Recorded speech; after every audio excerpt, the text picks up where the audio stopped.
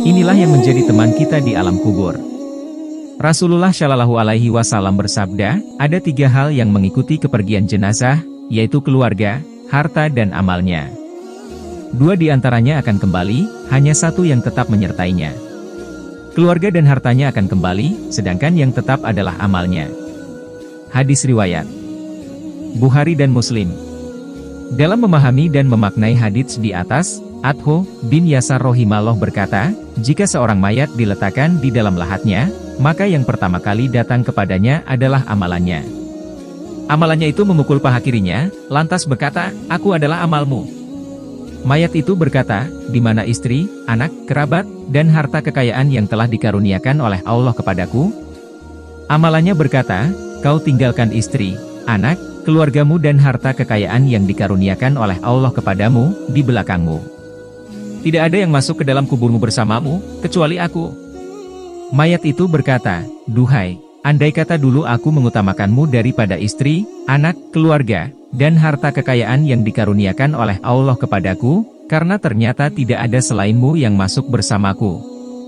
Tidak seorang pun yang mendampinginya di alam kubur. Maka aku pun berpikir dan berkata, sebaik-baik orang yang dicintai seseorang adalah yang ikut menemaninya ke dalam kubur, mendampingi serta memberi manfaat kepadanya di alam kubur. Maka tidak satu pun yang bisa melakukan itu selain amal syaleh. Maka akhirnya aku menjadikan amal syaleh sebagai kekasih sejatiku, supaya nanti dia menjadi penerang di kubur saya kelak, mendampingi serta tidak meninggalkan saya sendirian. Pertama, teman yang baik dan menjaga. Bagi yang di dunia berteman dengan amal soleh, maka saat dikubur nanti Allah luaskan kuburannya sejauh mata memandang. Lalu datanglah seorang laki-laki tampan yang berpakaian bagus dan berbau harum. Ia berkata, berbahagialah dengan segala yang membahagiakan Anda. Ini adalah hari kebahagiaan Anda yang telah Allah janjikan. Orang beriman tersebut bertanya, siapakah engkau? Wajahmu tampan sekali. Ia menjawab, aku adalah amal saleh Anda. Kedua, teman yang buruk dan menyiksa. Bagi orang kafir dan orang muslim yang amal hidupnya buruk, tidak suka ibadah dan beramal syaleh, maka kuburnya disempitkan, sehingga tulang-tulang rusuknya berhimpitan.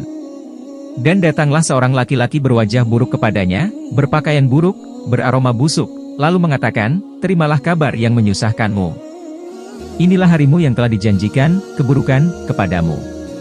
Maka ruh orang kafir itu bertanya kepadanya, siapakah engkau? Wajahmu adalah wajah yang membawa keburukan.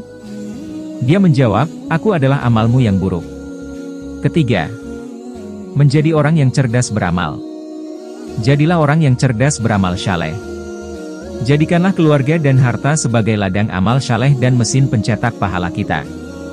Dengan potensi keluarga yang kita miliki, kita didik istri dan anak-anak kita menjadi istri dan anak-anak yang syaleh. Kita nafkahi mereka dengan nafkah yang halal dan baik, kita berikan kegembiraan dan kebahagiaan ke dalam hati mereka.